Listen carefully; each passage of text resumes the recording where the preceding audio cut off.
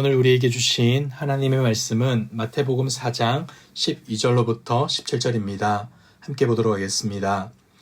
예수께서 요한이 잡혔음을 들으시고 갈릴리로 물러가셨다가 나사렛을 떠나 스불론과 납달리 지경 해변에 있는 가버나움에 가서 사시니 이는 선지자 이사야를 통하여 하신 말씀을 이루려 하심이라. 일러스되 스불론 땅과 납달리 땅과 요단강 저편 해변길과 이방의 갈릴리여, 흑암에 앉은 백성이 큰 빛을 보았고 사망의 땅과 그늘에 앉은 자들에게 빛이 비추었도다 하였느니라. 이때부터 예수께서 비로소 전파하여 이르시되 회개하라, 천국이 가까이 왔느니라 하시더라. 아멘. 오늘의 본문을 보시면 예수님께서 본격적으로 공생의 사역을 시작하십니다. 12절과 13절입니다. 예수께서 요한이 잡혔음을 들으시고 갈릴리로 물러가셨다가 나사렛을 떠나 스불론과 납달리 지경 해변에 있는 가버나움에 가서 사시니. 예수님은 세례 요한이 감옥에 갇혔다는 소식을 듣고는 갈릴리로 물러가십니다. 여기서 물러갔다는 것은 피해 가셨다라는 의미인데 우리의 상식으로 생각해 볼 때 이 모습은 조금 이상해 보입니다. 우리가 잘 아는 것처럼 세례 요한은 예수님의 오실 길을 예비했던 자였고 그분의 사역을 도왔던 인물입니다. 더군다나 그는 누구보다 거룩한 삶을 살았고 당시 권력자의 불의를 지적함으로써 투옥되게 된 것이죠. 일반적인 사람이라면 투옥된 요한의 억울함을 돕거나 그것이 아니더라도 감옥을 찾아가 위로해야 하지 않겠습니까? 그런데 예수님께서는 요한의 투옥 소식을 듣고도 가버나움으로 가십니다.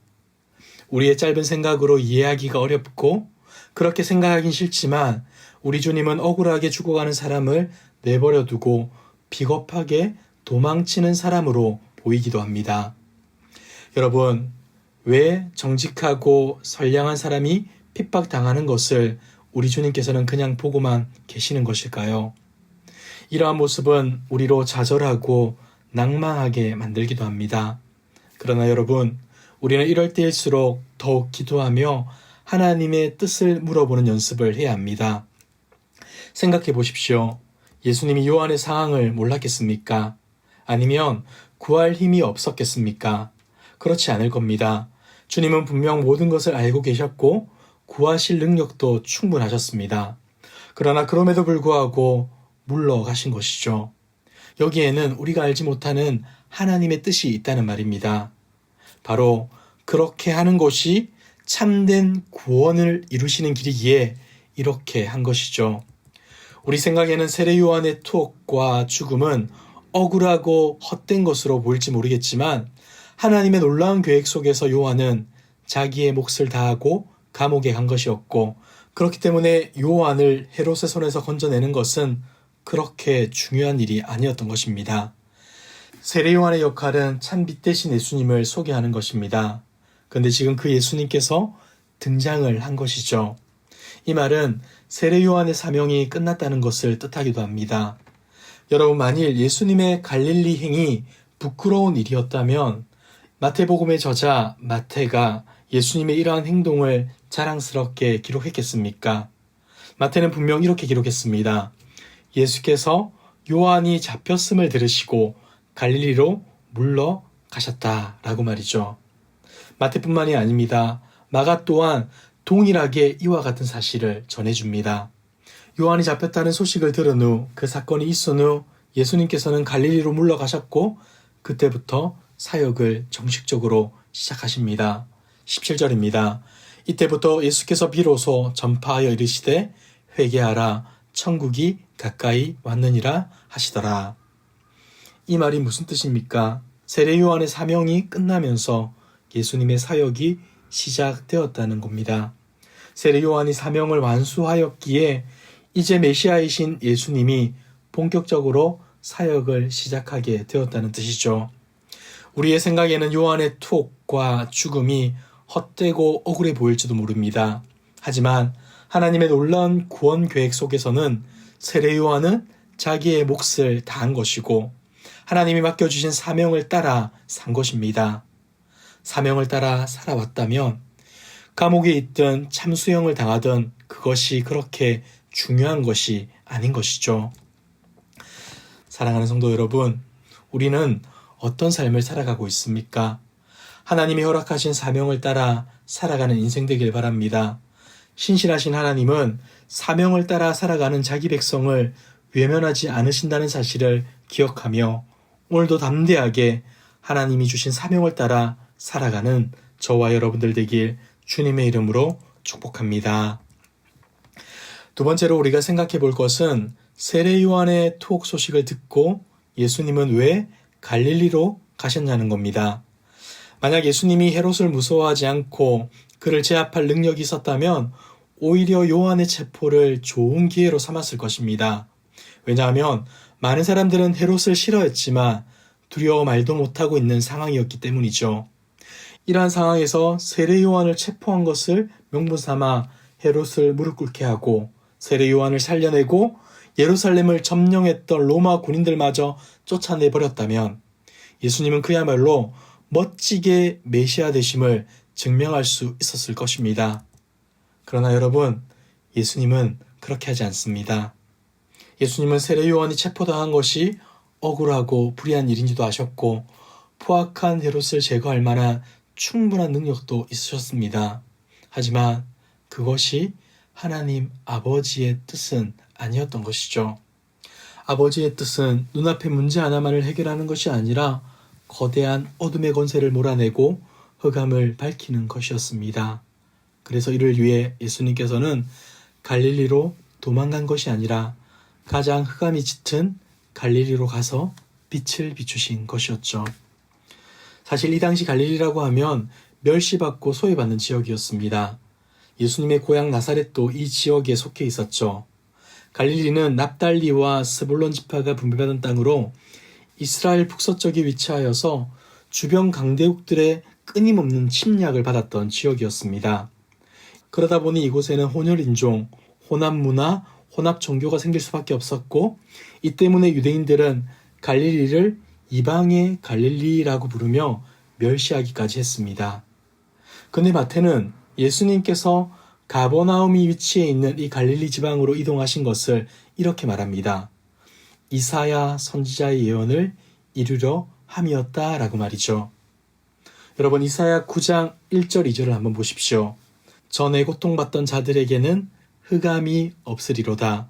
옛적에는 여호와께서 스불론 땅과 납달리 땅이 멸시를 당하게 하셨더니. 선지자 당시를 고려해 보자면 이곳은 북이스라엘 왕 베가 때 아수르에 의해 폐허가 되었고 이후 이곳은 끊임없이 고통을 받는 장소가 되었습니다. 그러나 어떻게 됩니까? 후에는 해변길과 요단 저쪽 이방의 갈릴리를 영화롭게 하셨느니라.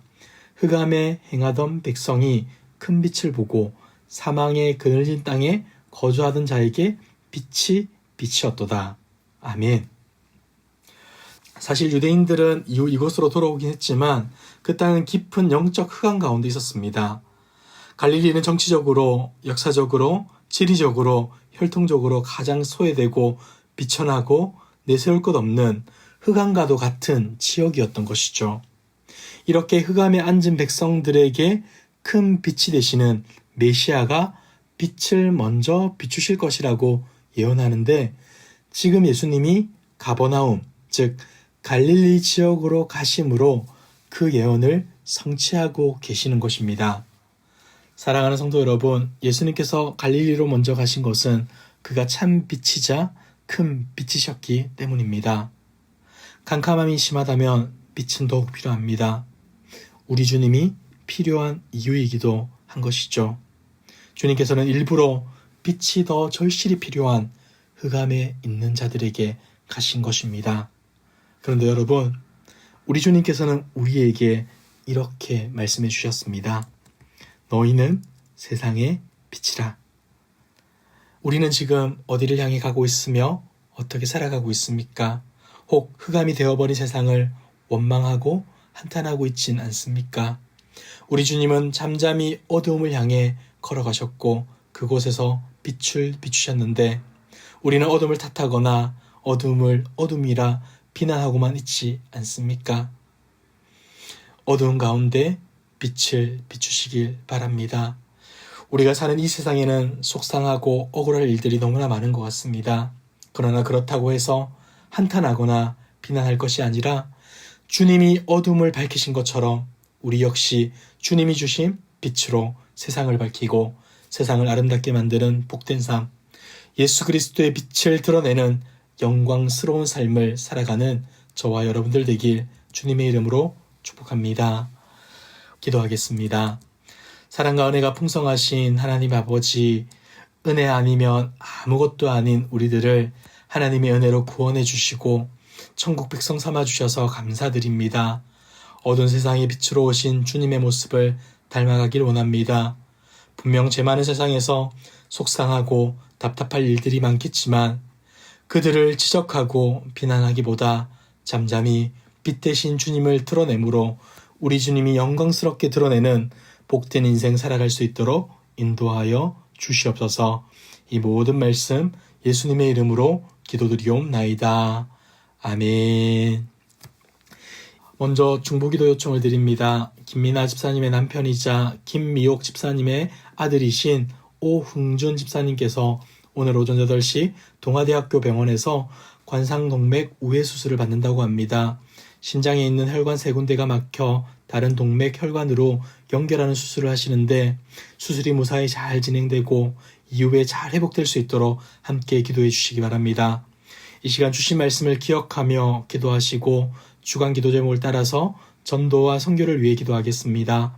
우리 교회가 부산 지역에 죽어가는 영혼을 살리는 교회 되도록 영혼을 품고 끊임없이 기도하며 전도하는 교회 되도록 우리 교회가 파송하고 후원하는 선교사님들과 세계 선교를 위하여 특별히 우크라이나의 전쟁이 멈추고 회복될 수 있도록 그곳에서 사역하시는 선교사님들을 위하여 함께 기도해 주시길 바랍니다. 이 시간 함께 기도하겠습니다.